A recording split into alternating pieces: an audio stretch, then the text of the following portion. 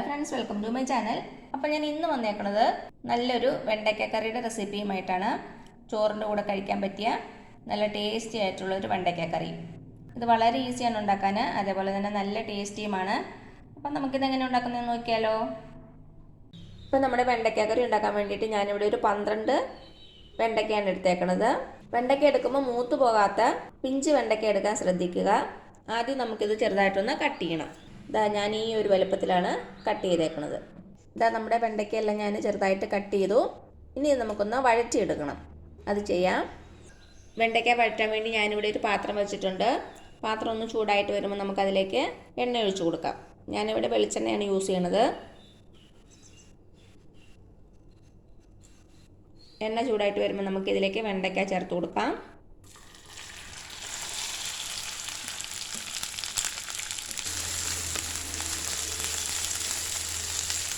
കുറച്ച് ഉപ്പൊന്ന് ചേർത്ത് കൊടുക്കാം. ഉപ്പ് കുറച്ച് മാത്രമേ ചേർത്ത് കൊടുത്തിട്ടുള്ളൂ. നമുക്കിതിലേക്ക് കുറച്ച് കറിവേപ്പിലയും കൂടെ ചേർത്ത് കൊടുക്കാം. എന്നിട്ട് നന്നായിട്ടൊന്ന് വറുത്തെടുക്കണം. ചെറുതായിട്ടൊന്ന് ക്രിസ്പി ആകണം.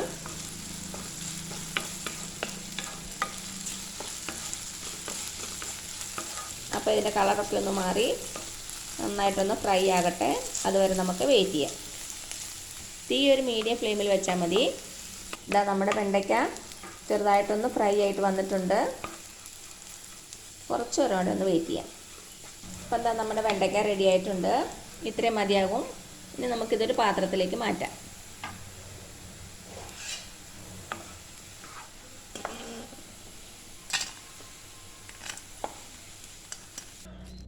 വെണ്ടയ്ക്ക ഒരു പാത്രത്തിലേക്ക് മാറ്റിയിട്ടുണ്ട്. ഇത് നമുക്ക് മാറ്റി വയ്ക്കാം. അതേ പാനിലേക്ക് തന്നെ നമുക്ക് കുറച്ചുകൂടി എണ്ണ ഒഴിച്ച് കൊടുക്കാം. എണ്ണ ചൂടായിട്ട് വരുമ്പം ഒരു 1/4 ടീസ്പൂൺ കടുക് ഇട്ട് കൊടുക്കാം. കടുക് പൊട്ടിയിട്ടുണ്ട്. ഇതിലേക്ക് ഒരു മീഡിയം സൈസ് സവാള ചെറുതായിട്ട് കട്ട് ചെയ്തിട്ട് കൊടുക്കാം.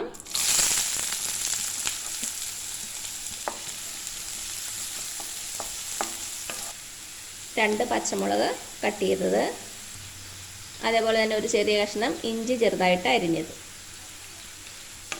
ഒരു 3/4 ഇഞ്ചോളം വലിപ്പമുള്ള ഇഞ്ചിയാണ്. നമുക്ക് കുറച്ച് കറിവേപ്പിലയും കൂടെ ഇട്ട് കൊടുക്കാം. ഇനി നമ്മൾ സവാള ഒന്ന് വഴറ്റിയെടുക്കണം. കളറൊന്നും മാറേണ്ട ആവശ്യമില്ല. ചെറുതായിട്ടൊന്ന് വാടി വന്നാൽ മതി. നമ്മുടെ ഇഞ്ചിയുടെയും പച്ചമുളകിൻ്റെയും പച്ച ടേസ്റ്റൊക്കെ പോകണ വരെ ഒന്ന് ഇളക്കി കൊടുക്കുക. ചെറിയ തീയിൽ വെച്ച് വഴറ്റിയാൽ മതി. അപ്പം നമ്മുടെ സവാള അത്യാവശ്യത്തിന് വാടി വന്നിട്ടുണ്ട്. ഇത്രയും മതിയാകും. ഇനി തീ സിമ്മിലേക്ക് മാറ്റുക. നമുക്ക് കുറച്ച് പൊടികളൊന്ന് ചേർത്ത് കൊടുക്കാം. കുറച്ച് മഞ്ഞൾപ്പൊടി, 1/2 ടീസ്പൂൺ മുളക് പൊടി, 1 ടീസ്പൂൺ മല്ലിപ്പൊടി.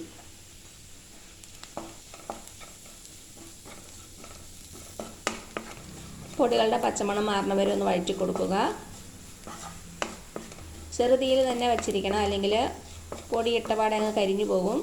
കരിഞ്ഞു പോകാൻ പാടില്ല.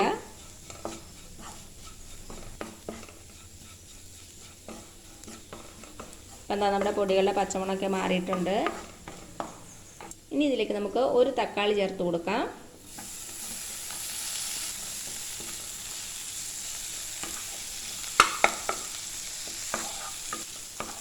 തക്കാളി ചേർത്തിട്ട് നന്നായിട്ടൊന്ന് ഇളക്കി കൊടുക്കുക.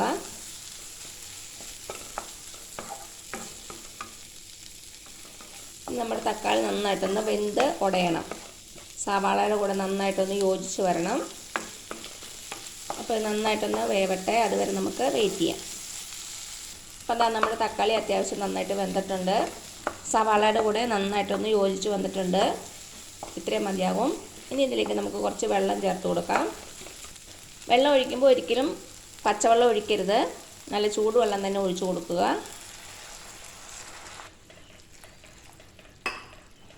ഒന്നര ഗ്ലാസ് വെള്ളം ഒഴിച്ചു കൊടുത്തിട്ടുണ്ട്.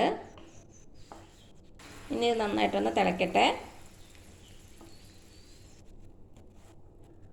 അപ്പോൾ അതായത് നന്നായിട്ട് തിളച്ചിട്ടുണ്ട്. ഇനി ഇതിലേക്ക് നമുക്ക് നമ്മൾ വറുത്ത് വെച്ചില്ലേ വെണ്ടയ്ക്ക, അത് ചേർത്ത് കൊടുക്കാം. നന്നായിട്ടൊന്ന് ഇളക്കി കൊടുക്കുക. നമുക്കിതിലേക്ക് ആവശ്യത്തിനുള്ള ഉപ്പും കൂടെ ചേർത്ത് കൊടുക്കാം.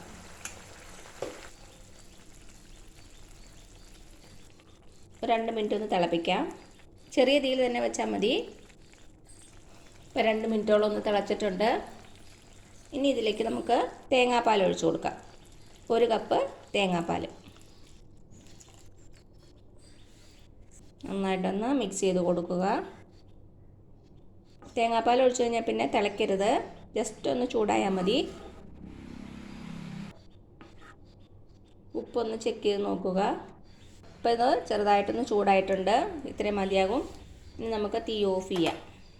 അവസാനമായിട്ട് നമുക്കിതിലേക്ക് കുറച്ച് പച്ച വെളിച്ചെണ്ണ ഒന്ന് ഒഴിച്ചു കൊടുക്കാം. 1 ടീസ്പൂൺ മതിയാകും. അതേപോലെ തന്നെ കുറച്ച് കറിവേപ്പില ഒന്ന് ഞെരടിയിട്ട് കൊടുക്കാം. അപ്പോൾ അതിന് നല്ലൊരു ഫ്ലേവർ കിട്ടും നമ്മുടെ കറിക്ക്. അപ്പോൾ ഇത്രയേ ഉള്ളൂ നമ്മുടെ ടേസ്റ്റി ആയിട്ടുള്ള വെണ്ടയ്ക്ക കറി. ചോറിൻ്റെ കൂടെ നല്ലൊരു കോമ്പിനേഷനാണ്.